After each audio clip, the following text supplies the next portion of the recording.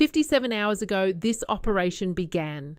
Now the region is burning. We're hitting them surgically, overwhelmingly, and unapologetically.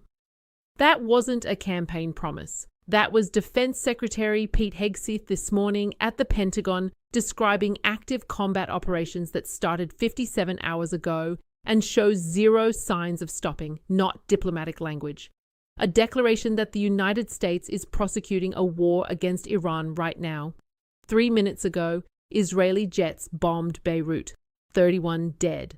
Hezbollah fired rockets into northern Israel 6 hours earlier. Lebanon just became the second active front in a regional conflict that the Pentagon insists won't become endless, but refuses to define when it ends. Trump said 4 to 5 weeks.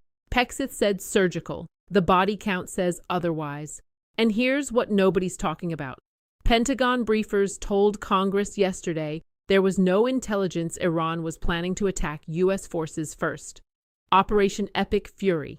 That's the official designation, not defensive response. Epic Fury.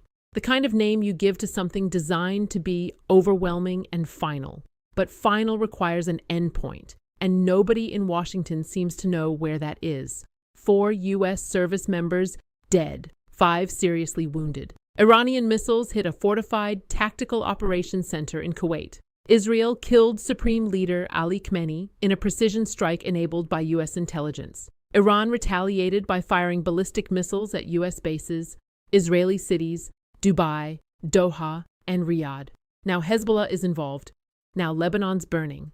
We're not talking about one war anymore. We're talking about a regional cascade that nobody planned for and nobody can stop. The United States currently has forces operating in Kuwait, Qatar, Bahrain, UAE, Jordan, Iraq, and international waters throughout the Persian Gulf. Thousands of personnel, billions in assets, positioned directly across from Iran, the Strait of Hormuz, choke point for 30% of global oil traffic, runs between Iranian-controlled waters and Gulf Arab states hosting American military infrastructure. Close it and you trigger a global energy crisis. Defend it and you commit to protecting shipping lanes that Iranian missiles can reach in under 4 minutes. Hegseth's briefing this morning made one thing clear. The objective isn't regime change. This is not a so-called regime change war, he said. But the regime sure did change, and the world is better off for it. Translation: we didn't intend to kill Khamenei, but Israel did. And now we're dealing with the fallout by destroying Iran's ability to project power. What does that mean operationally? 3 targets: ballistic missile sites, naval assets, nuclear-adjacent infrastructure. The U.S. has hit over 1,000 targets in 57 hours. Iran's Navy headquarters destroyed, multiple warships sunk, command and control facilities across southern Iran obliterated. General Dan Caney, chairman of the Joint Chiefs, was blunt. This is not a single overnight operation. The military objectives will take some time to achieve and in some cases will be difficult and gritty work. Time, difficult, gritty. Those are not words you use for a 72-hour campaign. Trump gave the green light Friday at 3:38 p.m. By 1:15 a.m., Saturday, the first strikes began. Cyber operations preceded everything. Using Cyber Command and Space Force disrupted Iran's communications, blinded radar networks, and disabled command infrastructure. 57 hours in, and the war has expanded beyond Iran. Here's where the situation turns critical. Sunday morning, Hezbollah fired rockets from southern Lebanon into northern Israel. Not symbolic, coordinated strikes targeting an Israeli military base in Haifa. The Iranian-backed militia explicitly stated this was retaliation for Khamenei's death. Israel responded within hours. Jets bombed Beirut's southern suburbs. 31 dead, 149 wounded. Defense Minister Israel Katz issued a public threat. Hezbollah Secretary General Naim Qassem is now a marked target for assassination. Lebanese Prime Minister Nawaf Salam condemned the rocket fire as reckless. But condemnation doesn't stop missiles. Hezbollah operates independently of the Lebanese government. It answers to Thrawn. And with Qom dead and Iran under sustained assault, Hezbollah just declared it's joining the fight. This is the nightmare scenario. Not Iran versus the US in isolation, but Iran activating proxy forces across the region simultaneously. Hezbollah in Lebanon, Houthis in Yemen, militia groups in Iraq, all coordinating, all retaliating, all creating additional fronts, stretching American and Israeli resources thinner. The Israeli military issued evacuation orders for more than 50 villages in southern Lebanon. That's not routine airstrikes. That's preparation for sustained operations. Israel hasn't formally invaded Lebanon yet, but the evacuation warnings mirror the mass displacement orders it issued during Gaza operations. Meanwhile, Iranian-backed militias in Iraq launched drones at U.S. positions near Baghdad International Airport. One struck Victory Base. The attacks aren't random. They're timed and designed to force the U.S. to defend on multiple fronts simultaneously. And here's the truly destabilizing detail. Iran fired ballistic missiles at civilian airports. Dubai International sustained damage. Hundreds of flights canceled across the Gulf. Qatar, UAE, Saudi Arabia all hit. Not military targets. Civilian infrastructure in countries that aren't even combatants. Saudi Arabia, Qatar, UAE, Bahrain, Jordan, and Egypt issued a joint statement condemning Iran's attacks as violations of sovereignty. But self-defense requires capability, and most Gulf states depend on U.S. military protection. Every Iranian missile that hits Dubai is an implicit test. Will the United States defend Arab states against Iranian retaliation for a war the U.S. started? The answer is yes. U.S. missile defense systems intercepted projectiles over multiple Gulf capitals. That's American hardware protecting foreign civilians from Iranian missiles launched in response to American strikes. This isn't containment. This is escalation. But that is only half the story, because while Hegseth was telling reporters this morning that the war won't be endless, Pentagon officials were telling Congress something entirely different in a closed-door briefing yesterday. Two sources confirmed to Reuters. Trump administration officials acknowledged there was no intelligence suggesting Iran planned to attack U.S. forces first. No intelligence, no imminent threat, no indicators of an Iranian first strike. This directly contradicts the justification senior administration officials gave reporters Saturday. They claimed Trump launched the attacks because intelligence showed Iranians might strike U.S. forces perhaps preemptively. One official said Trump was not going to sit back and allow American forces to absorb attacks, except Pentagon briefers just told Congress those attacks weren't coming. So what was the real justification? According to Hegseth, Iran was building powerful missiles and drones to create a conventional shield for their nuclear blackmail ambitions. That's not an imminent threat. That's a strategic assessment about long-term capabilities. It's the difference between they're about to attack us and we didn't like where this is heading, so we're striking first. Senator Tim Kaine was unequivocal on Fox News Sunday. This is an illegal war. The Constitution says no declaration of war without Congress. A Reuters Asda Ipsos poll released Monday shows only 25% of Americans support the strikes. When Trump launched strikes against Syria in 2017, approval was 51%. 25% means 3/4 of the country either opposes this or doesn't. Understand why it's happening. Congress is about to vote on war powers resolutions this week to force Trump to pull back. It's symbolic. Trump will veto any resolution, but it signals fracturing support even within his own party. Hegseth tried to draw a contrast with Iraq and Afghanistan. This is not an endless war, he insisted. But endless is a timeline, not an objective. And nobody at the Pentagon would commit to a timeline. Trump told the New York Times the operation could last 4 to 5 weeks. That's already longer than the initial Gulf War ground campaign in 1991. Trump's talking about a month-long sustained campaign against a nation of 88 million people with significant defensive capabilities. 4 U.S. service members are dead. Trump acknowledged Sunday that projections show casualties could be quite a bit higher. The Pentagon's investigating how Iranian missiles penetrated defenses to hit a fortified U.S. facility in Kuwait, and the casualties aren't just American. Iran's Red Crescent Society reports at least 555 people killed inside Iran.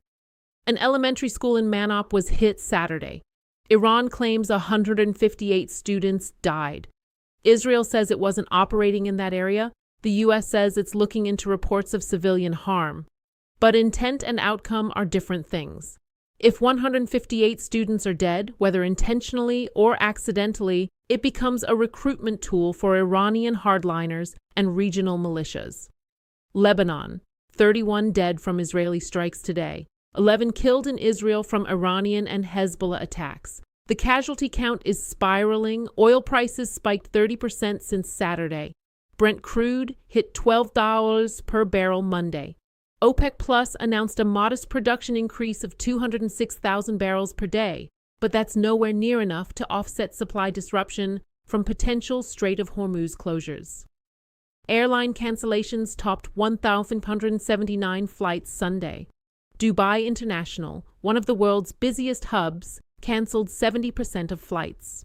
Insurance costs for shipping through the Gulf have tripled. Container ships are rerouting around Africa rather than risk Iranian missiles. This is a global economic disruption, not just a regional military conflict. While the media focused on airstrikes, the real danger was brewing in diplomatic channels, or rather the complete absence of them. Iran's top national security official, Ali Larijani, stated Monday, "We will not negotiate with the United States." That's a direct rebuke to Trump's claim that Iranian officials want to talk. Larijani isn't some fringe figure. He's an establishment insider from one of Iran's leading clerical families. If he's ruling out talks, the interim government has decided resistance, not diplomacy, is the path forward. Trump's entire strategy depended on Iran capitulating under pressure. Hit them hard enough, fast enough, and they'll come to the table weakened. Except that's not happening. Iran's retaliating, Hezbollah is joining. Houthi forces in Yemen are threatening Red Sea attacks. Iraqi militias are hitting U.S. bases. This isn't capitulation. This is escalation. The U.S. keeps saying the goal isn't regime change. But Israel killed the supreme leader. American bombs destroyed Iran's military infrastructure. Iranian leadership views this as an existential threat. Regardless of what Washington says, from Throne's perspective, the United States and Israel just declared war, killed their leader, and are systematically dismantling their defenses. Talking under those conditions isn't diplomacy. It's surrender. And Iran's not surrendering. General Kaney provided the first detailed operational breakdown. Trump gave final approval Friday at 3:38 p.m. U.S. Cyber Command and Space Force began cyber operations to blind Iran's ability to see, communicate, and respond. At 1:15 a.m. Saturday, kinetic strikes began. 57 hours later, the U.S. has established local air superiority. Additional fighter jets arrived Monday. More are coming. But here's the impossible position. Maintaining air superiority requires continuous operations. You can't bomb Iran for a week, declare victory, and leave. Iranian forces will rebuild and retaliate. So you either commit to sustained operations, which is exactly what endless war looks like, or you accept that Iran will eventually restore capabilities and strike back. The Pentagon's trying to have it both ways. Operations will take some time, but it's not endless. Those statements are contradictory unless there's a defined endpoint tied to measurable objectives. What are the objectives? Destroy Iran's ballistic missile capability, degrade its navy, prevent nuclear weapons development. Those are massive, vague goals. And here's the kicker. The International Atomic Energy Agency confirmed Monday that Iran's nuclear sites have not been significantly damaged. If the primary justification was preventing Iran from obtaining nuclear weapons and the nuclear sites are still intact after 3 days of bombing, what exactly are we accomplishing? Hexath addressed this. Iran was building missiles and drones to create a conventional shield for their nuclear blackmail ambitions. So the strategy is to destroy the conventional shield first, making nuclear sites vulnerable later. But that assumes Iran doesn't accelerate nuclear development in response to being attacked. Historically, nations under assault prioritize acquiring the most powerful deterrent available. We might be creating the very threat we're trying to prevent. What happened next changes everything. China hasn't said much publicly, but Beijing is watching carefully because this war directly threatens Chinese energy security. Iran supplies nearly all its shipped crude to China, roughly 15% of China's total oil imports. If the Strait of Hormuz closes, even temporarily, China faces immediate energy shortages. Rob Thiel, portfolio manager at Tortoise Capital, explained it bluntly. China is a potential major loser because it produces far less oil than it consumes. The physical supply is even more important since China relies on crude oil imports to keep its economy going. This puts Beijing in an impossible position: publicly support Iran and risk confrontation with the United States. Stay silent and watch critical energy supplies vanish. Russia's already moving. Reports emerged Monday that Moscow signed a $500 million arms deal with Iran. S-400 missile systems, advanced radar, anti-ship missiles, military hardware designed to make U.S. operations more dangerous and costly. Russia benefits from higher oil prices and U.S. military distraction. Every dollar spent on Iran is a dollar not spent on Ukraine support. Every aircraft committed to the Gulf is one less available for NATO. This war isn't happening in isolation. It's reshaping global strategic calculations in real time. If Iran wasn't planning to attack first and Pentagon briefers confirmed that to Congress, then this was a war of choice, not necessity. Wars of choice require public support, clear objectives, and exit strategies.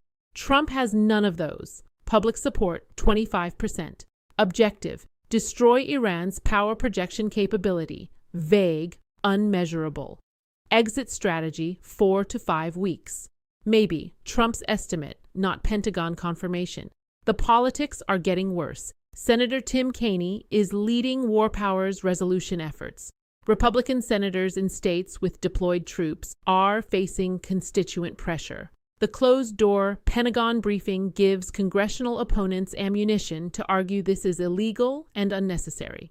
Heggs kept emphasizing, "We did not start this war, but under President Donald Trump, we are ending it." That's messaging, not strategy.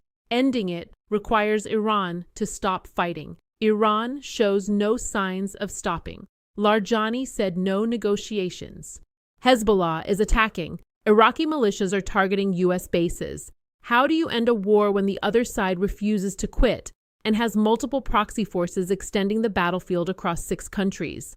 The Pentagon's answer hit them hard enough that they can't fight back. Destroy missiles, sink ships, eliminate command infrastructure, maintain pressure until Iran's physically incapable of sustained operations. But Iran is a nation of 88 million people with remaining military capability, thousands of miles of coastline, mountainous terrain ideal for guerrilla operations and militia networks across the region. You can degrade that. But can you eliminate it? Trump said regime change isn't the goal. But the regime changed when Israel killed the supreme leader. The interim government is more hardline. The next supreme leader will be chosen by clerics who view this war as American aggression requiring total resistance. We're not ending a war, we're entrenching one. The trajectory is clear, even if the end point isn't. More U.S. forces deploying to the Gulf, more airstrikes hitting Iranian targets, more Iranian missiles hitting back. Hezbollah actively engaged, Lebanese civilians dying, Israeli cities under threat, Gulf states absorbing collateral damage, oil prices spiking, global markets nervous, and we're on day 3. Trump says 4 to 5 weeks. That's 25 to 32 more days of this. More American casualties, more Iranian civilians killed, more instability, more economic fallout. The best case scenario, Iran's military degrades to the point where it can't sustain offensive operations. Hezbollah exhausts missile stockpiles. Proxy forces lose coordination. And some negotiated pause emerges. That requires Iran to accept devastating losses without escalating further. It requires Hezbollah to stand down despite vowing revenge. It requires no new actors joining. It requires oil markets stabilizing. And Trump maintaining political support through rising gas prices and body bags. None of that seems likely. The worst-case scenario nobody wants to say out loud: Iran closes Hormuz. Oil hits $150. Global recession begins. Israel invades southern Lebanon. Syria becomes a battlefield. Iraq's government collapses. Saudi Arabia and UAE demand more American protection. Russia and China provide Iran with advanced weapons. American casualties climb into double digits. And we're still not talking about the nuclear question. If Iran decides the only way to survive is to sprint toward a nuclear deterrent, the U.S. faces a choice: accept a nuclear Iran, or invade to prevent it. Haig stood at the Pentagon and said, "This is not endless." But endless is what happens when you start a war without defining victory, when the enemy refuses to surrender, and when the conflict spreads faster than you can contain it. 57 hours ago, this was a surgical, overwhelming operation targeting Iranian missiles and naval assets.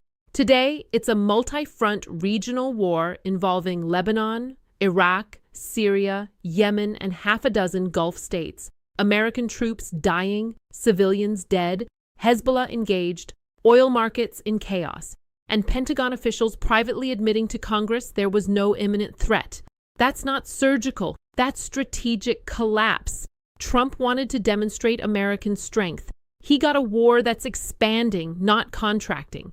Haig's promised this wouldn't be endless. The Pentagon can't say when it ends. Congress was told there was no threat. 4 Americans are dead anyway. 25% of Americans support this. 75% either oppose it or don't understand why it's happening. Iran isn't negotiating. Hezbollah is firing. The region is destabilizing. And the only certainty is that 57 hours into Operation Epic Fury, nobody knows where this stops. Hexath said it won't be endless. But endless is what happens when you can't define the end. Right now, Lebanon is burning. Congress is questioning the justification. Casualties are mounting. Oil markets are panicking. The end is the one thing nobody in Washington can see. Trump promised 4 to 5 weeks. The region is already on fire, and the clock just started.